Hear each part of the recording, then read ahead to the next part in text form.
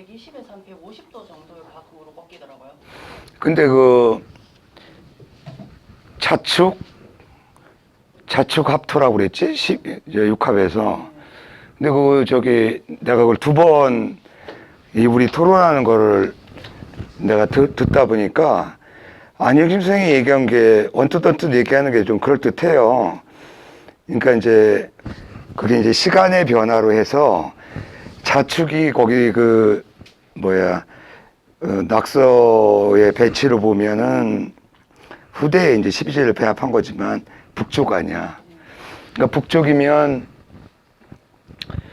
그 물이 힘을 쓰기 어려운 계절 아니냐. 안현 선생님이 언뜻 그 얘기 했던 것 같은데. 그러니까 흙하고 겨울에 흙하고 물이 만나면 얼겠죠. 근데 언 거를 흙으로 보느냐 물로 보느냐. 그 상황에 따라서 많은 거에 따라서 물로 가고 아니면 토로. 아니 그런 식으로 얘기하지 마시고 내가 말하는 거는 이렇게 명제화가 됐을 때는 그 기준이 있어야 되는데 그냥 자축 합토로 해버리니까. 여기 그때 제가 논문 찾아보니까요. 최원준 교수님이 쓰신 논문이 지지 육합에 관한 논문이 있어요. 뭐라고 해? 여기서는 봉침 육합이라고 그 실학자 성우 이익이 봉침 육합으로 주장했고 또 율려에 따라서 육합으로 볼 수도 있다. 이거 성우 이익이 두 가지를 제시했거든요. 율려와 봉침에 따라서 육합이 성립한다. 그러니까 자세한 내용은 몰라도 확실히 그게 학문한 사람들은 문제의식을 갖고 있는 거예요. 무언가 연관시켜서 왜 합이라는 얘기를 썼을까. 그게 이제 비록 풍수나 이런 거하고 다를 수는 있겠지만 확실히 좀 그런 나는 이제 뭐 그렇게 오래 안 남았지만 우리 학과 학생들이 학으로서 논문을 쓰려면 그런 문제의식을 가지고 쓰면은 얼마나 좋겠냐 이거예요. 왜라는 문제의식. 그리고 실학자 가운데 성우 이익이 이런 얘기가 있다면 이익은 이렇게 설명하고 있다. 그러면 이익이 아무런 근거 없이 그런 얘기 한 거 아닐 거 아니야. 그 이전에 어떤 학자가 그러니까 자꾸 이렇게 이게 축적이 되잖아요. 그럼 이게 제도권 학문이 되는 거예요. 성우 이익이 그랬다만 가지고 만족하면 안 되지. 그렇지? 예. 성우 이익은 이런 식으로 봤는데 성우 이익이 근거한 거는 아마도 이거 듯하다 해가지고 자꾸 그 자료를 넓혀가면서 검증을 하는 거지. 근데 이제 또 하나의 방법은 이런 거예요. 이제 천인호 교수가 하는 것처럼 애워서 적용해보고 통계를 내봤더니 잘 맞더라 이거 아니야. 근데 해보니까 또 경우의 수가 또 달라져서 꼭 그런 것만은 아니더라 이런 얘기가 나오잖아요. 이게 형이상학과 경험론의 차이예요. 그러니까 경험론이라는 건 뭐냐면 서양으로 말하면 이제 영국 미국 계통의 그런 그 추론인데 뭐 우리 그 녹화할 때 안윤 선생님이 그 아는 척을 많이 하셨는데 아니요 좋은 얘기도 많이 하셨어요. 목소리만 크고 하품 소리만 큰 줄 알았더니 문제제기도 잘하시더라고. 그런 수업이 오히려 재미있죠. 내가 그거 들으면서 오히려 내가 말을 안 끊고 내가 다 들어줬잖아요. 그렇죠? 예. 그래서 바람직한 녹화가 아닌가. 그러니까 데이비드 휴미 왜 회의론에 빠졌냐면 이거예요. 경험론이라고 하는 것은 이게 이제 통계인데 결국 N1부터 N1까지 이렇더라. 따라서 N 플러스 항에도 이럴 것이다. 라는 게 이게 통계적인 확률이에요. 그러니까 무슨 얘기냐면 어제까지 해가 떴다. 오늘도 해가 떴다. 따라서 내일도 해가 뜰 것이다. 이거 우리가 안 믿는 사람 거의 없어요. 해가 뜨겠지만 뭐 비가 오거나 해서 안 보일 수는 있겠지만 해가 뜬다고 다 믿잖아요. 그러나 이거는 100%의 확률이 아니에요. 그야말로 확률이잖아요. 그러니까 경험론이 회의론에 빠지게 된 건 뭐냐면 절대적 확실성을 가질 수 없다라는 거예요. 그러니까 우리가 여론조사에도 왜 플러스 마이너스 오차 이걸 반드시 제시하고 그러는 거잖아요. 근데 우리가 관념론, 다시 말하면 형이상학 쪽에서 보면 가장 확실한 거예요. 형이상학은. 확실히 할 수밖에 없어요. 그러니까 예를 들면 이런 거예요. 뭐 이순신 장군도 돌아가셨고 세종대왕도 돌아가셨고 이성계도 죽었다. 이들은 모두 사람이다. 나도 사람이다. 따라서 나는 죽을 것이다. 이렇게 되면 뭐가 돼요? 이게 이제 경험론이에요. 수많은 사례를 일반적인 사례에서 그러니까 특수한 개별적인 사례에서 일반적인 하나의 사례를 뽑아내는 거예요. 근데 윤막이 죽는다는 100% 보장이 어딨어? 그렇게 믿을 뿐이지. 옆구리가 가려운데. 응? 황선생님 잘하면 울겠다. 근데 그 관념론이 기반한 연역법의 체계는 뭐냐면, 그러니까 데카르트가 나는 생각한다라는 데서 전제에서 출발하잖아요. 아무리 부정해도 부정하는 생각, 그것도 생각이다라고 생각해서 이제 코기토 에고점이라고 해가지고 이제 관념론의 출발이 되는데, 이게 뭐 옳다 그르다가 아니라 그런 거예요. 이런 거예요. 사람은 모두 죽는다. 전제가 이거예요. 근데 윤막도 사람이다. 따라서 윤막은 죽는다. 그러니까 다시 말하면 일반적인 대전제에서 개별적인 사례를 끌어내는 거기 때문에 대전제가 옳다고 우리가 인정해버리면 추론하는 모든 명제가 사실로 돼버리는 거예요. 근데 그러니까 지금 내가 말하는 게 뭐냐면 우리가 명리, 인간의 운명이라고 하는 것이 과연 관념론적으로 이게 추론이 가능하냐, 뭐 이설이 있을 수 있어요. 아니면 경험론적으로 접근해서 이 가능하냐. 내가 볼 때는 명리는 관념론보다는 경험론에 기반한 수수라고 생각이 들어요. 그게 왜 이런 생각이 드냐면, 그러니까 더 문제가 많은 거죠. 지금이야 뭐 내가 갑자기 새벽에 또 필이 이상한 쪽으로 꽂혀가지고 무당들이 왜 사주 불러주면은 막 예측하고 뭐 이재명이 어떨 거고 뭐 누가 유명인사들 사주 불러주고서 막 그 부채 피는 되게 아줌마 무당이 많더만. 부채도 피기도 하고 방울도 흔들고 막 그러는. 예, 뭐 이렇게 많은지 모르겠어. 무슨 광고야. 그 짜고 치는 고스톱이지 이게 무슨. 그리고 문재인 대통령한테 성까지 알려주니까 그 젊은 무당이던데 짜증을 내더만. 가장 높은 자리에, 할머니가 그러는데 가장 높은 자리에 있는 사람이라는데 왜 지금 고시원에 있다고 거짓말 하냐고 또 뭐. 이런 거예요. 이제 빅데이터 세상이니까 좀 더 늘어나겠지만, 여러분이 아는 뭐 명보라는 책이라든가 명리학자들이 기반한 그 사례라고 하는 것이 되게 고위직에 있는 사람들이잖아요. 알려진. 그런 사람들 그 명조를 가지고 풀어 쓴 거잖아요. 예시하면서. 그럼 이제 무당이 아니, 잠깐만요. 그런데 오늘날 입장에서 보면 수많은 사례가 있기 때문에, 만약에 내 말이 맞다면 이제는 어떻게 해야 돼요? 보다 많은 명조도를 가지고 명리학을 재정립할 때가 됐다. 경험론적으로 우리가 명리학을 적용시킨다면. 근데 고대에 고위층에 있는 알려진 사람들의 사주 중심으로 명리학이 이론적으로 보완되어 왔는데 왜 아직도 거기에 기반해서 그 전제들을 고집하냐 이거예요. 그리고 이제 계절의 변화, 안 선생님도 그러니까 맨날 등령, 득시 이런 얘기 많이 하잖아요. 근데 뭐 이건 예전부터 한 얘기야. 그러니까 황하위역 사계절 변화가 뚜렷한 한반도를 제외하고는 이게 맞을 수가 없는 거라고.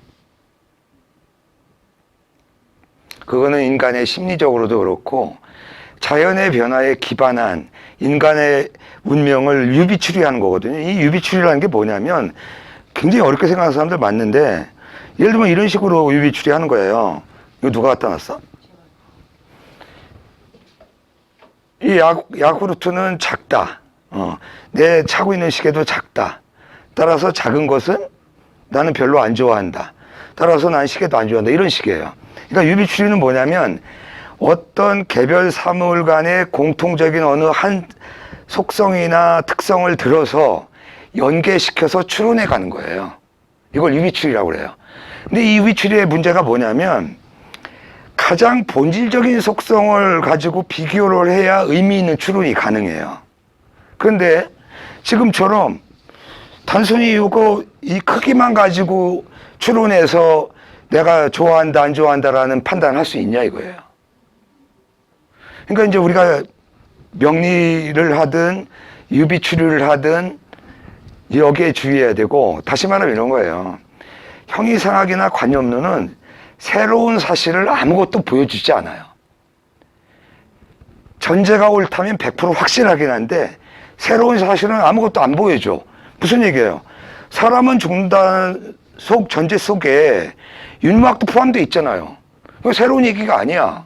근데 경험론은 뭐냐면 수많은 개별 사례를 통해서 일정한 통계적인 확률로 인해서 그 다음을 예상하는 거기 때문에 100% 확실하진 않지만 새로운 얘기가 창출될 수 있다는 거죠. 그러니까 과학은 쉽게 말하면 뭐예요? 불확실한 경험론에 근거한 거예요. 오늘 제가 새벽에 본 거 보니까 많은 과학자들이 빅뱅 이론이 허구다. 빅뱅 이론을 인정하고서 해결할 수 없는 문제가 너무 많아서 최근에 물리학계에서는 오히려 빅뱅 이론 말고 우리가 아직도 모르는 어떤 제3의 어떤 전제가 이 지구와 은하계의 형성이 다른 이론에 기반한 것이 아니냐, 그런 의미를 갖는다고 그러는데, 서술한 사람이 수많은 논문 얘기를 해요. 근데 무진장 어려워요. 이게 과학적인 얘기라. 근데 내가 이 얘기를 여러분한테 옮기는 이유 딱 하나 있어요. 이 용어가 있던데, 검은 입자, 이런 얘기도 하고 그러는데, 유튜브에서 설명한 건 이거예요.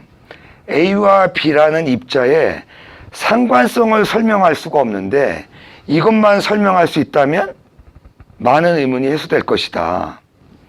그래서 내가 일 보면서, 이게 100% 맞는 얘기는 아닐지 모르지만, 우리가 지금은 물리학은 이 밑에 있는 거잖아요. 근데 고대로 올라갈수록 신학, 철학, 우리가 노자 도덕경에서 보는 그런 하나의 자기의 어떤 깨달음에 의한 그 언어적인 표현, 거기에 나오는 걸 보면, 우리 동양의 넓은 의미로 보면 음양오행의 상호관계, 이게 우리 양자역학에도 상당히 설득력 있게 연계가 되는 것처럼 아마도 우주 생성 이론에서 이 상관성 얘기가 나오기 시작하는 것이 상당히 의미심장한 게 아닌가. 서양 사람들은요 이렇게 생각을 못해요.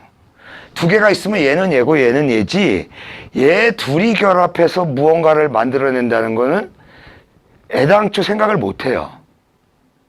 그래서 이제 앞으로 양자역학과 마찬가지로 이 물리학계에서 음양오행과 그 상관성에 관련된 방법론이 적용될 수도 있지 않을까, 그런 막연한 생각을 해봅니다.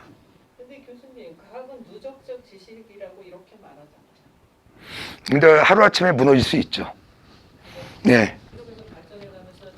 그래서 과학의 발전은 지금 말씀하신 대로 누적적이고 점진적인 발전이라고 보질 않아요, 과학계에서는. 그 대표적인 게 진화론을 부정하는 학자들이 많거든요, 생물학자 가운데. 특히 우리나라에도 몇 번 왔다 갔다 하는 제레미 레프킨, 엔트로피도 쓰고 수많은 과학과 어떤 인문학과를 오가는 그런 책을 많이 쓴 학자. 그 양반이 한번 강연하면 전 세계적으로 난리가 나죠. 경제학자든 정치학자들은 이든 다 관심을 갖고 있는 학자의 그 발언들이 많은데, 제레미 레프킨의 주장에 의하면 이런 거예요. 진화설의 절대적인 증거가 화석인데, 그 화석은 연대별 크기 순으로 나열했을 뿐 결정적인 연계고리는 증명하지 못했다. 그리고 과학의 발전은 여태까지 보면 오히려 돌연변이에 의해서, 그러니까 2단계로 발전하는 게 아니라 일시적으로는 그렇게 보이죠. 우리가 뭘 발견하고, 우리 반도체 발전을 보면 그렇잖아요. 황해 법칙에 보면 두 배씩 그 용량이 늘어났잖아요. 예. 황상규 박사가 삼성 전자에 있을 때 그게 황해 법칙이라고 그래서 삼성전자가 그 반도체로 뜨게 된 게 뭐예요? 그 용량이 조그만 그 공간 안에서 2배씩 용량이 이제 늘어나게 반도체를 개발해서 그 유명해진 건데, 또 하나, 아니 뭐 이거 하여튼 기억이 좀 생생한데, 결국은 미래 산업은 반도체 싸움이 아니다. 그 학자의 주장은 뭐냐면 센서 싸움이라는 거예요. 우리가 평균 세계 인구 한 70억? 근데 개인당 지금 이 순간에도 150여 개 정도의 센서를 이용하거나 자기 센서를 갖고 있다는 거예요. 뭐 가장 대표적인 게 핸드폰 아니에요. 뭐 빅스비도 그렇고 뭐 어떤 데 반응하잖아요. 딱 이게 모든 게 센서인데 결국은 이제 과학의 발달은 이제 센서로 이제 결론이 날 거다. 뭐 그런 주장도 하고 그러는데, 그러니까 점진적이고 단계적인 게 아니라 과학의 발전은 비약 내지는 돌연변이에 의해서 이루어져 왔다. 그렇게 주장하는 거예요.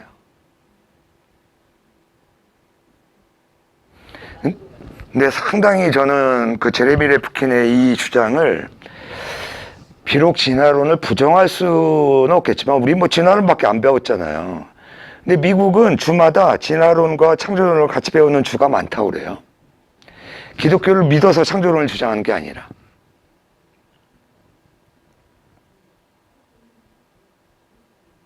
그래서 그 예전에 서당에서도 이제 통감 3권 정도 읽을 때 정도면 이제 물리가 터진다고 그러는데, 그 선생들이 하는 유명한 얘기가 있어요. 이게 한문이라고 하는 것은 니들이 매일 읽는다고 해서 물리가 터지는 게 아니라 어느 날 어느 순간에 갑자기 그 저수지에 뚝이 탁 터지듯이 터질 때가 있다.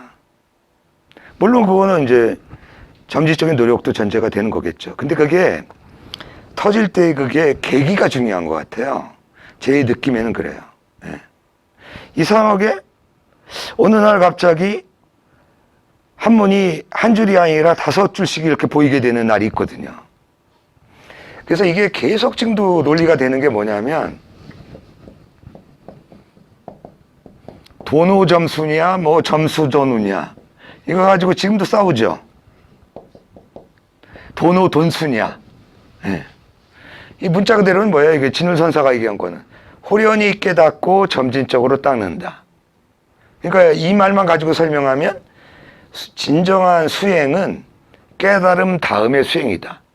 저는 이거를 고등학교 때 이걸 배우면서 야 진짜 좋은 말이다 그랬어요. 그건 뭐냐면, 물론 몰아치기지만 시험 공부를 하다 보면 선생이 얘기한 게 그 시험 공부 몰아치기 하는 날 딱 그 일관되게 다 보이는 거예요.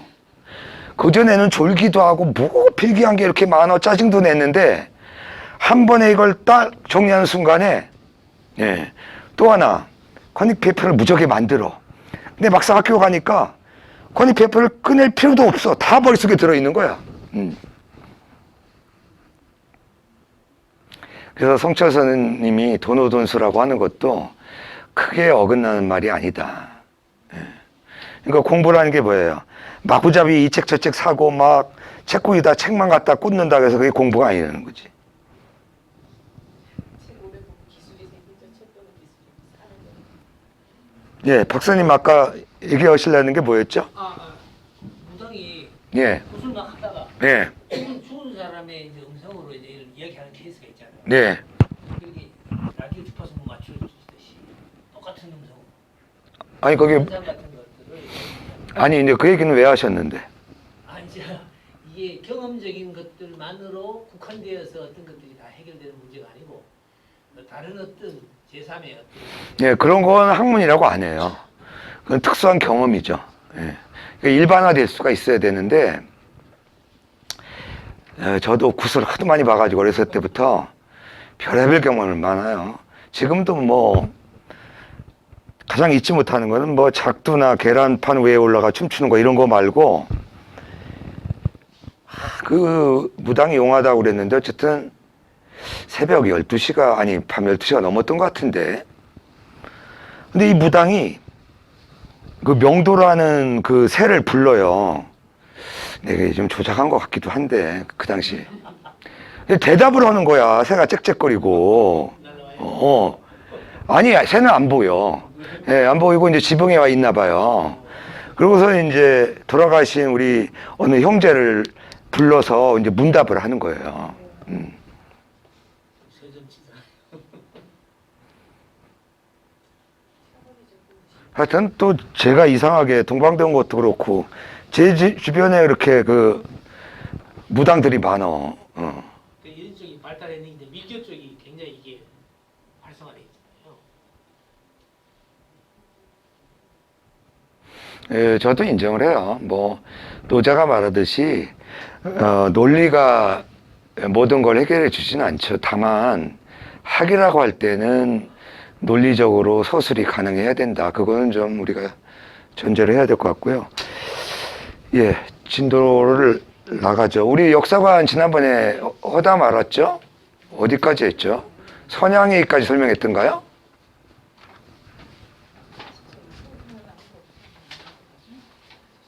이건 프린터 안 줬어요.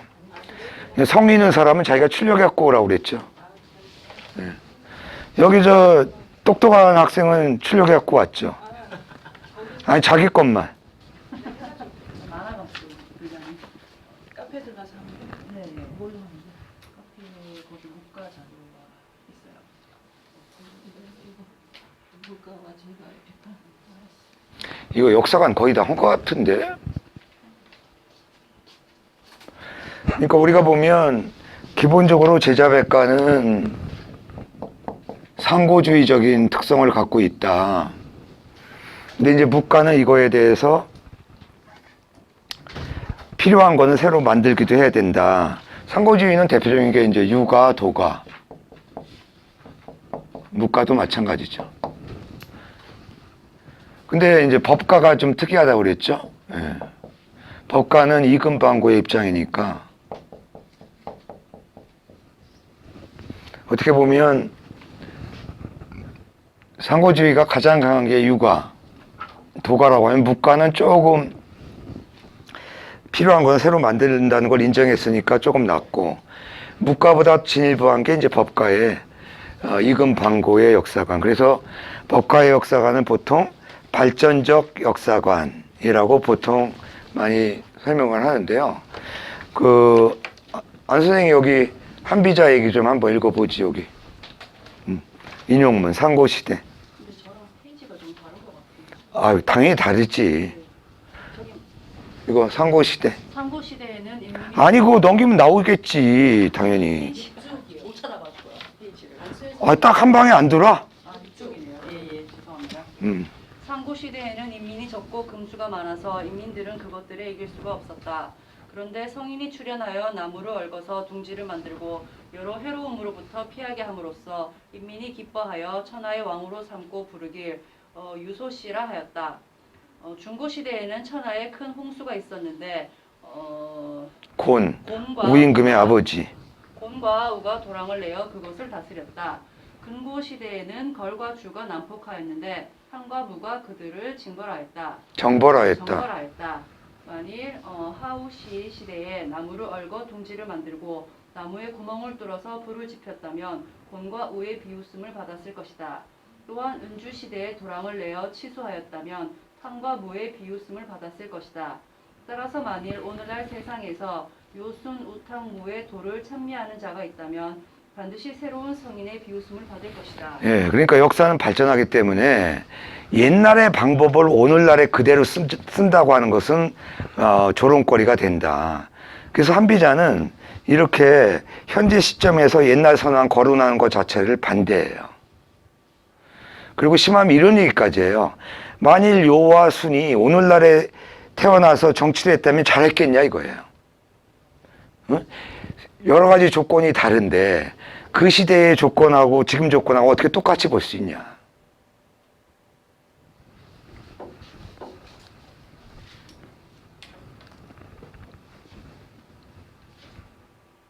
근데 이제 요게 이제 이제 대체적으로 역사관 얘기를 들었으니까요. 그렇다면 이 후기 묵가에서는 어떤 입장을 취하고 있느냐? 예. 이 묵변에 나오는 이제 한비자와 유사한 그런 논리인데 이것도 한번 읽어봐요. 인용만 읽으세요. 요임금의 의는 명성은 현재에 있으나 사실은 고대에 있는 것이므로 때를 달리한다. 근거는 의라는 것이 다르다. 혹은 명으로서 남에게 알리고 혹은 실로서 남에게 알린다. 부상인 친구를 거론한 것은 명으로서 남에게 알리는 것이고 바로 앞에 학을 가리키는 것은 실로서 남에게 알리는 것이다. 요임금이 의롭다는 명성은 현재에 있으나 그 의로움의 실은 고대에 있다. 이 말 뜻은 뭐예요? 명성은 지금까지 이어지지만 그 요임금의 실제 업적 같은 것들은 수천 년 전에 있는 것이다. 그걸 어떻게 믿냐? 여기 눈앞에 있는 학, 이 학이 얼마나 이쁘냐? 이 학이 참 다리가 길다. 이런 것들은 우리가 금방 확인할 수 있는 거지만 명과 실이 지금 눈앞에 있으니까. 근데 명과 실이 시공간을 달리할 때는 우리가 그 명예에 입각해서 실제 판단을 할 수가 없다. 예, 그 설명도 읽으세요. 여기서 두 가지 면에서 묵변의 입장을 분석할 수 있다. 첫째로 고금의 시간상의 문제이다. 요컨대 구체적 정황, 즉 시간적으로 보면 고금이 다르므로 옛것이 좋다고 반드시 지금도 좋을 수 없다는 점이다. 묵자에 의한다면 고금의 법위가 다르기 때문이다.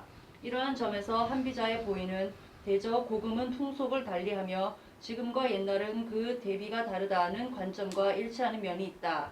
둘째로 명실의 문제이다. 예컨대 우리가 어떤 사람의 이름을 거명하여 지칭할 수도 있고 어떤 때는 눈앞의 새를 직접 지적하여 보이기도 한다. 말하자면 이 실 거명의 원칙에 의한다면 명실이 불일치하다고 본다.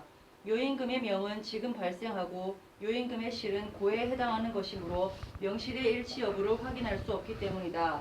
결국 명실의 문제도 고금의 문제로 귀결되며 이것은 유가의 선왕관에 대한 비판이다. 보다 구체적인 다음과 같은 논의가 있다. 예, 계속 읽으세요. 그러한 것과 아직 그렇지 않은 것을 살핀다. 근거는 추론에 있다. 요임금이 정치를 잘하였다는 것은 현재로부터 고대를 보는 것이다. 만일 고대가 지금과 같다면 요임금은 잘 다스리지 못하였을 것이다. 예, 이렇게 이제 상당히 그 묵변의 그 논리적인 측면을 볼 수 있고요. 그 다음에 이 문단 밖에서 계속 읽어야 되겠다, 뭐. 유가에서는 공자 이래로 요임금을 지치의 아니, 그거 말고. 유가의 역사관 비판과 연계하여 여기서부터요. 유가의 역사관 비판에 연계하여 묵변에서는 또한 오행상극설을 비판하고 있다. 오행설에 의한 역사관은 흔히 순환사관의 대표적인 예로 지적된다. 본래 오행이라는 용어는 서경에 처음 보인다. 그런데 순자에 의하면 자사와 맹자가 고래의 학설에 변질시켜 오행을 제기하였다 한다. 흔히 여기서 오행을 중용해 보이는 군신, 부자, 부부, 곤제, 부무지교 혹은 맹자 등문공상의 부자, 군신, 부부, 장유, 부무의 오륜으로 해석한다. 그러나 순자도 인륜에 대하여는 대단히 강조하는 바이므로 이러한 해석은 재검토할 필요가 있다고 본다. 순자가 이들을 비판하는 공거를 굳이 찾는다면 우선 맹자가 자부심에서 제기한 500년마다 반드시 성왕이 출현한다는 설을 들 수 있다. 이에 대하여는 다시 맹자서의 맨 끝에서 500년을 주기로 성왕이 등장한다는 예를 제시하고 있다. 이것은 오행의 순환 법칙을 정용한 것으로 본다. 중용에는 국가가 장차 흥하려 함에 반드시 길조가 있으며 국가가 장차 망하려 함에 반드시 흉조가 있다는 제2설이 보이고 있다. 이것은 오행설이 비밀화되어 적용된 신비화되어 적용된 실례로 보인다. 이를 통해서 보면 오행설은 당시 유가와도 무관하지 않았던 것으로 보인다. 예, 여기서 좀 주의하실 게 있어요. 제가 학위 논문을 작성할 때가 90년도일 거예요. 그러니까 아직 오행편이 공개가 안 됐던 시점이에요. 그래서 그 당시까지 학계에서는 이런 논란이 있었어요. 뭐냐면 순자에 의하면 차사와 맹자가 선왕의 설을 날조해서 오행을 만들어냈다고 그랬잖아요. 근데 그렇다면 차사맹자의 오행이란 말이 나와야 되나? 안 나와. 그래가지고 이런 설명이 가능했던 거예요. 근데 2001년도에 오행편이 공개되면서 순자가 그 자사맹자를 비판하면서 썼던 오행이 인의예지성이었다라는 게 그때 밝혀지는 거죠. 그래서 그 성과는 여기에 반영하지 못했던 거예요. 그러니까 이 자사맹자가 오행을 날조했다고 할 때는 이런 정도의 뉘앙스 때문에 하지 않았을까 하는 그런 추론에 불과하다. 예. 예. 이른바 오행, 즉 목화토금수의 5가지 원소가 일정한 법칙에 의하여 순환한다는 오행설을 체계화한 것은 맹자보다 약간 후대인 제나라의 추연으로 알려지고 있다. 문의 의웅은 맹자가 직하에 가면서부터 제나라의 유가의 학설이 전파되고 여기에서 공양춘추설과 추연의 오행설이 성립되었던 것으로 추론하였다.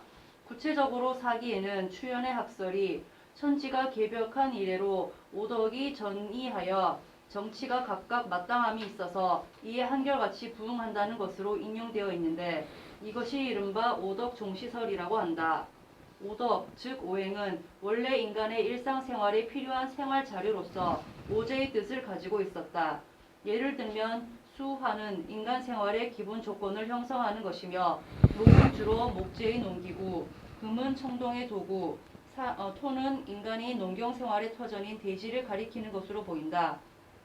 그런데 추연은 인용된 전제에서 필선험 소물, 추위 대지라고 하였듯이 비근한 5가지 사물로서 세계와 사물의 변화를 설명하고자 한 것으로 보인다. 이렇게 오행설이 자연의 변화 현상을 법칙화한 자체는 그 이전의 삼재관념을 방기한 것이므로 과학적인 면이 있는 것도 사실이다. 예, 잠시요. 우리가 천인관계에서 보면 뭐 역사가 진전됨에 따라서 이렇게 되는 거잖아요. 마치 어머니 품에 안겨 있던 아이가 엄마 아빠가 하늘로 여기다가 점차적으로 엄마 품을 벗어나면서 자아 중심이 되고 나중에는 오히려 자식이 부모를 배려하는 단계까지 이제 가게 되는 거죠. 그러니까 이 시기로 말하면 모든 자연 변화의 근거에 상제가 있었고 적어도 인간이 알 수 없는 어떤 법칙이 존재한다라는 것을